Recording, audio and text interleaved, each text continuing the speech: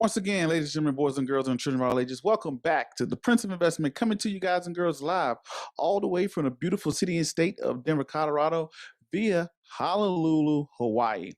If you guys and girls haven't done so already, go ahead and make sure you hit that like, subscribe, comment, and share button because we got a very, very great episode coming to you today. So we have a very great guest that you can see already in the description box in the title today. We got Miss Taja Simpson, who is breaking out in Hollywood. Who I love her story because she left Louisiana, went to LA, you know, is making all type of moves. I think she has 50 films to her credit. She became an author. She started her own business. She got her own beauty line, all these things. But we're bringing in her today. I want to sit down and talk to her to see how did she do it? How did she make that transaction? Because there's so many people that want to go to Hollywood and become an actor, but that's a hard role. Also, on top of that, being this it's the Prince of Investment, we know we're going to ask her, hey, you're making money now. You're in these roles. You're in the movies. How does an actor budget their money? What are you doing? What are you looking to do? All those things like that, the do's and don'ts. We got crypto, we got real estate, we got stocks, we got business. What is she doing? We already know she's an entrepreneur, but you guys and girls stay tuned. But without any further ado, let me introduce my guest because I don't have a lot of time, and I definitely know you guys and girls don't have a lot of time, so we're going to get into it. Give a nice round of applause. I'm getting my words tripped up today to our guest, Miss Taja Simpson. How you doing today? I'm great. Thank you so much. I'm happy to be here. This is my first investor show. So I'm like, let's talk business, baby. Let's Okay. go. Okay. All right. So you're in LA right now, right? Yes. And you're originally from Louisiana. The real LA. Yes. the, the real okay. Yes. The real LA. Now, how did you make that transition? Coming up, I know, reading your story, reading your past, you had some struggles in childhood, being a dark skinned girl in the South and being Right. picked at and called names and things like that. Me, originally, I'm from small town Waynesboro, Georgia, and I'm dark skinned as well. So I've had it as well. I heard all the jokes and things like that. So the things about it is, how did you take that and from going to graduating high school, graduating college, and making the move to Hollywood to become an actor? Because we hear so many people want to break into entertainment, and here you are actually doing it. Can you break that down? What is the secrets to success that you got there? Ooh, now that's a loaded question. How did you do it from LA to LA? Got it. Mhm. Okay. Interesting. So it took a lot of self-love, I would say. I guess if I can kind of like bring that all together really quickly. Yes, I had some really humble beginnings. Yes, I was discriminated against and bullied a lot for being a dark-skinned woman, from my family to people I grew up with, to people that was around me in schools and everywhere I went. It was made to feel less than because of what I look like. So it took a long time to really be able to get over that, to get to a space to where I would really believe in myself. But there was this little still small voice in me that was like, hey, you should try your hand at acting. It was like sitting on my shoulder, like, hey, you should do this. And after I graduated college with a degree in broadcast journalism and mass communication, is when I finally was like, okay, let me try my hand at this and see. When I was a kid, I would play pretend with cousins and we would watch a movie. And my favorite movie was The Last Dragon. Barry Gordy's The Last Dragon. Shogun. Yes, I still know all the lines. Who's the master? Shogun. Uh, so we would watch the movies and we would learn all the lines and get up and act it out. But my parents didn't know anything about acting. I didn't know anything about acting to really cultivate that skill set. So when I graduated college, it was like that little acting bug was still in me, and I decided to just take the leap. Now, I started in Houston, Texas. I left Lake Charles, Louisiana. I moved to Houston, Texas, and I started. I was trying to get a job in news, but I didn't have enough experience, so nobody would hire me. So I was sending out all these resume tapes, and people were like, "You're so good. I need you to have experience." I'm like, "Well, how do I get experience if you don't give me a chance?" It says that. Just like acting, they're like, "What's your pedigree? What's your credits?" I don't have any. Can you give me a shot? Um, anyway, started with that, and then I started doing. I was a loan officer, and that's where I really learned to Wow. love and learn about money and how to do what to do with money. And I would, I had to do all these different, loans and bills and things like that. And I said, okay, I would take these documents that people would give me and help these people get into a home. And I learned so much about how people, what they were doing with their money, the lack thereof, how they didn't know how to save it, what to do with it. And that was my first introduction, was when I graduated college. Oh, okay, I don't want to be like this person. I'm going to be more like that person, right? So then I started studying a little bit more about money and what that meant, how to make money work for you, not just work for money per se. And then I tried my hand at acting, and I got into like an acting workshop, and I ended up winning 3 awards. So that was like my first step. And from there, I was like, well, maybe I should go to LA, because when I was 7 years old, I came to LA and I went to Disneyland and I loved it. and I was like, that's where I always wanted to live. And so I tried my hand. And when I got here, there was, at the time, they were doing like agent workshops. And so that means you sign up, you pay some money, you get in front of an agent, you would prepare your monologue, and you had like 2 minutes in a room with this guy or gal, right? And I did that. And out of all, it was like 53 people, I was the only person they wanted to sign. Mm. So that was my journey from Lake Charles, Louisiana to Houston, Texas, and Yes. then trying my hand in LA. And honestly, I just took the leap because it was something I wanted to do. But I knew I needed to get my degree first. Like, I'm from the South, and my parents was like, so that sounds good, but I'm gonna need you to get your degree. So I did that first, kind of, it feels like, for your parents. And then from there, that's when I was ready to really try it as well. And I did, and learned a lot, and then cut to here I am. So that's how it started. Awesome. Well, that's pretty cool because, talking about how you went from trying to get your break, going into Houston, Texas, and then just going in with the agency. So when most people hear about, you go to Hollywood, they say you have so many, of course, I don't have a clue about Hollywood from what I see, right? Many people say, hey, when you go in, these agents, they take advantage of you. They say, hey, pay me this money and I'm gonna give you this look and things like that. How did you filter out and know that, hey, I can pay this agent, it's legitimate to be able to break out in front of those 53 people?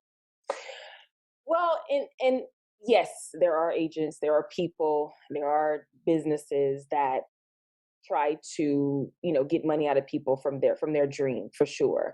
But there's one thing I learned very early on, and one thing that I coach and teach all of my actors or anyone that asks me about acting is, you don't pay to act. Acting pays you. You pay your agent or representation a 10% percentage, right? So they make money when you make money. You shouldn't be paying them before you make money. Mm, So because I understood that and knew that, I'm like, okay, well, that makes sense. Now I just have to get somebody on my team who believes in me, understands my talent, know my type, get me in front of casting people so that I can book jobs and go from there. So when I signed up for this, the reason you had to pay money, it was just for the agency that was putting it on. They still had to like rent the space. They had to, I mean, it was like $10 or $15. It wasn't anything like hundreds of dollars. Like, you had to sign up, and that $10, $15 let us know, okay, you're going to show up. You know what I mean?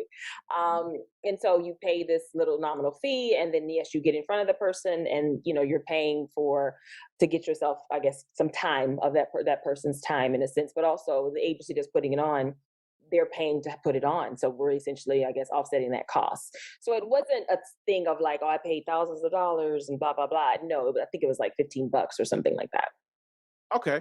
Yeah. Now, you brought up something very interesting there. You said you teach actors. Hmm. So let's talk about the Working Actors Academy, Yeah. right? So what is the Working Actors Academy? What is that all about? Tell us about that. What do you do with that? Yeah, so that was birthed because the more I was booking, more people would ask me, how do I become an actor?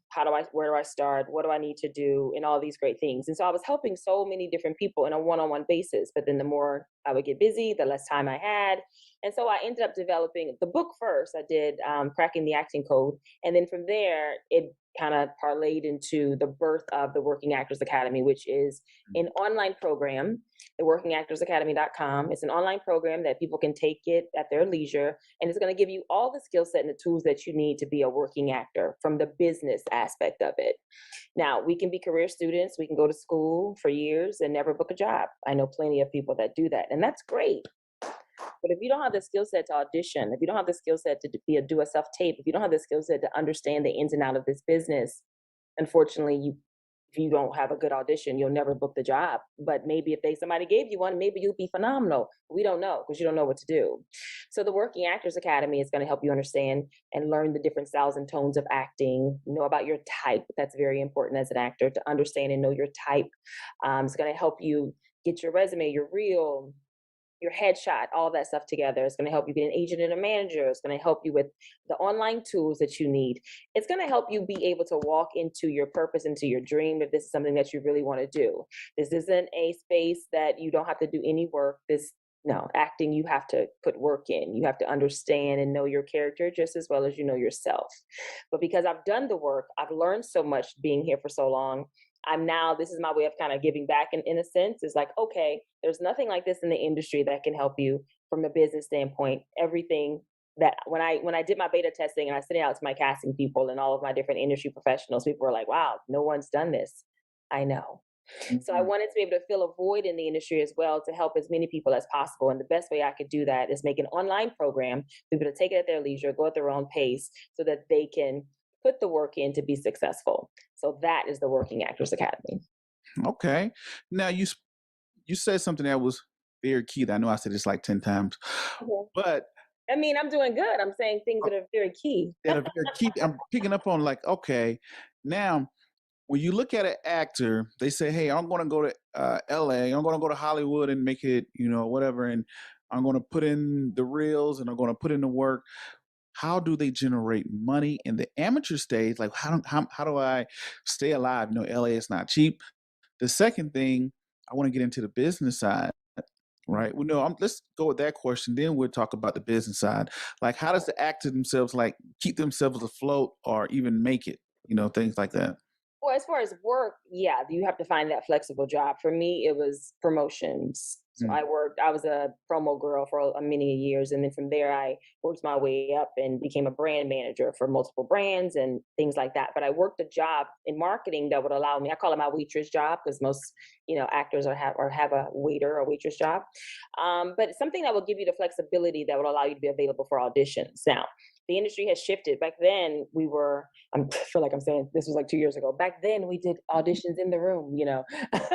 This is pre-COVID. You would go into a casting room and do an audition, which is like what, a year and a half ago now, or 2 years now. And now, self tapes is the way to go.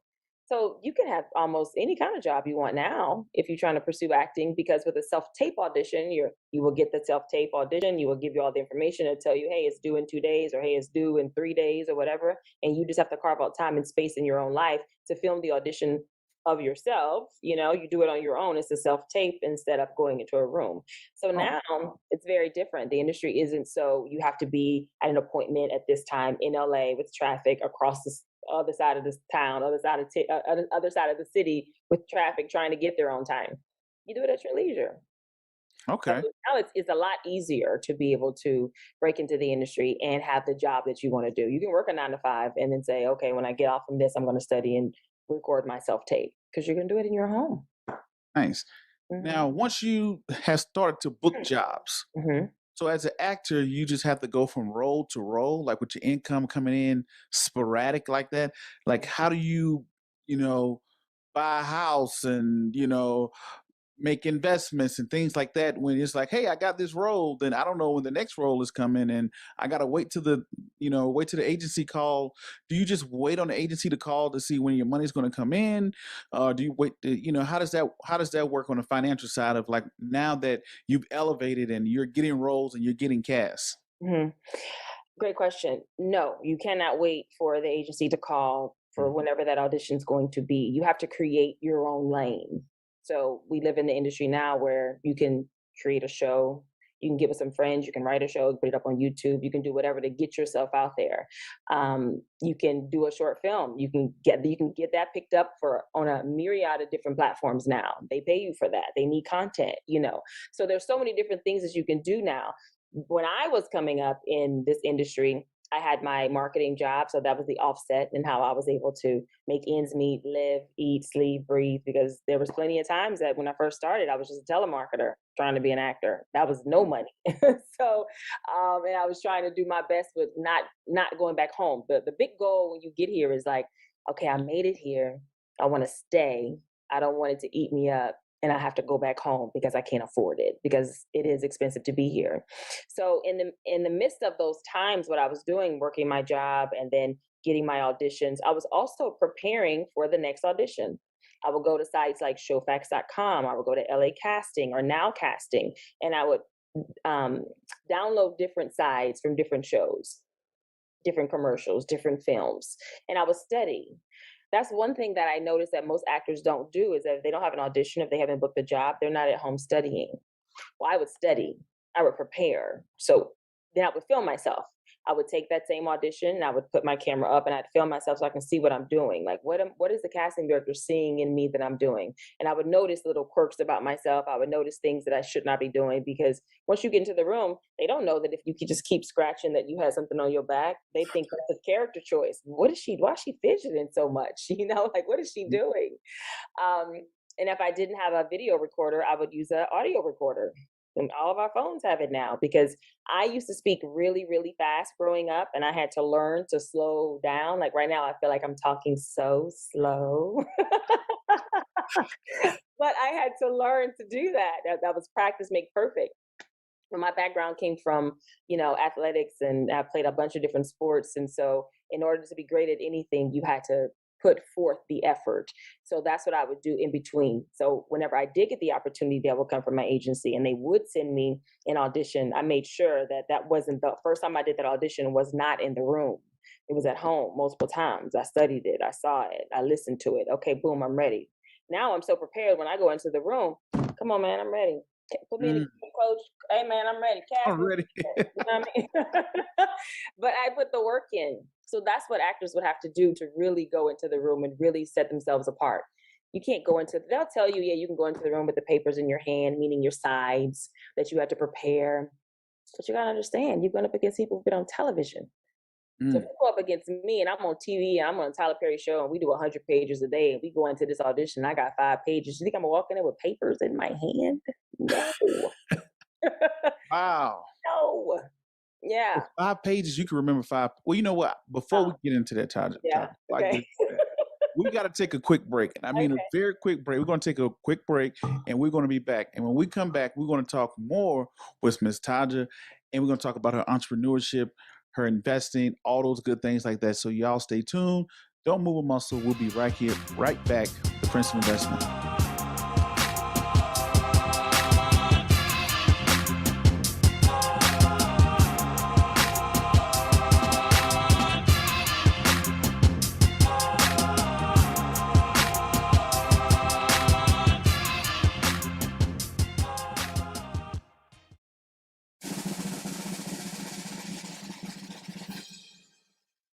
Ladies and gentlemen, boys and girls and children of all ages, we are now back here with Miss Taja Simpson live. She was earlier talking about that path that she took from Louisiana to Houston to Hollywood to landing roles with Tyler Perry. I can't even think of all the shows.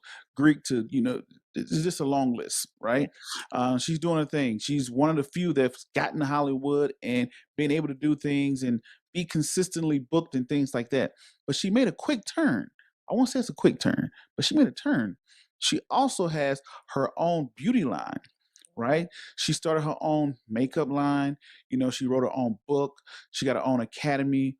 What is changing her, or what makes her want to get into or get behind, even she hadn't gotten behind the camera already, was My Online Valentine. She produced her own movie already. She talked about writing the short strips. But what got you into entrepreneurship? Some people look at it and say, do I have to put up my own money? Do you borrow money? Do you get investors? How does Taja do it? Great question. Okay. So where do I start in that question? Mm-hmm. Let's see. I wanted to get into entrepreneurship because I knew once I started making money, like I've always believed in myself. So even when I didn't have money to invest for real, my mom would always say, when you get paid, you got to pay, you need to give yourself 10%. You want to pay your tithe, praise the Lord. And 10%. You want to pay yourself your 10%, So That's Yeah. how I first started investing in myself. Mhm. It was sometimes that 10% was tough. I didn't have it. I needed it for gas. I needed it to eat. I needed things like that. So I would study about what to do with my money. So then when I knew when money was coming, because I always believed that it would, I would know what to do. And entrepreneurship was the way to go, whether it was real estate, owning, property and stuff like that, or whether it was also the businesses that I have. I wanted to take the money that I was making and pour into a business so that I can build it from the ground up, make it successful, and then that will then turn around and give me passive income. Okay. Because you're right, this industry can be very fickle. It ebbs and flows. It goes ups and down. You may make a lot of money this year and not so much next year. But what are you going to do to sustain yourself? How are you going to buy that home? How are you going to support your family? How are you going to do these things and dreams and goals? I have a desire to live nice. I mean, what's wrong with that? But I also want to live in my passion. My passion, I also believe, is my purpose. I worked for West Angeles Church of God in Christ for 12 years over the theater program. So I've tithed my talent, if you will. You know what I mean? Like I've given so much of this, but it also gives so much back to me. So that's what made me want to get into entrepreneurship, is because I wanted to set myself up for financial greatness, if you will. Like the arts is great and I love it, but I still want to be able to eat. Amen. Everybody say eat. Yes. Yeah. Yeah. So that's what made me get into it. And so I Okay. wanted to pick things that I was passionate about, that I knew that I could get behind, that I could speak on. And that's why the book came, which was the first one was Cracking the Acting Code, boom, a practical Oh, step-by-step guide to becoming a professional actor. From there, that birthed, the Working Actors Academy. I got asked, I knew that there was a need. People were asking me so much. So I was like, let me create a platform. Their actors can go and create a community of people where they can then get all the information that they need and then turn around and be successful. Once they apply that to their life, they can turn around and be successful. I actually didn't have an investor for Cracking the Acting Code, nor Cracking the Acting Code with the book is different. You can just kind of pour that. You can just kind of do that on your own, really. But the Working Actors Academy started off being something a lot smaller, and then it ended up building and building and building and growing to this much bigger thing. I had no idea it was going to build to be so big. And so there was a part of me that was like, "Whoa, glory! This is you sure you trying to do this for the world, for people? Because you put some money into this." But it was like sporadically here and there as it was growing. And then when we launched in July of last year, and everybody was signing up and people were doing, I was like, "Whew, praise God." I mean, you told me to do it. I mean, I was just being obedient. So, mhm. so that made sense for me. So I was like, okay. Um, the lipstick collection actually was birthed, Taja V Collections. That was birthed because that was the first venture that I wanted to branch out in. I had a makeup artist contact me, and she was a very good friend of mine. And she was like, "Why don't we partner on a collection together?" And I was like, "Oh, okay, great."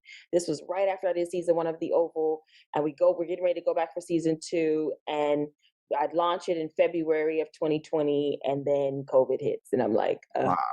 great, great. So I was one of the businesses that, and then the lipstick, one of them, which is my favorite color, which is Triple Threat, which is what I'm wearing right now, can no Mm, longer get. When COVID happens, there's so many different, ingredients and things like that, because it was a mm, vegan product. It was all these different things, but we couldn't get some certain colors. And the company that I work with, like they almost lost, I think, like 30 different colors of their lipstick, which is a lot. And that was one of my colors. And so I sold out of the other two. And so then I was in a crossroad of, what do I want to continue with this company, find another company? So I stayed with them until now, but now looking to partner with another company so that I can build it and make it even better with the colors that look good on me. Now that's the thing. Every color mm. that I have has to look good on brown skin. Because for so long I didn't wear lipstick because I was always told I was too dark, so I would never wear it. I believed in what other people were saying about me. The moment I tried it, liked it, and was like, wow, other people's opinion of you does not have to be your reality. That's a word. Turn to your neighbor and say, that's a word. Okay, all right.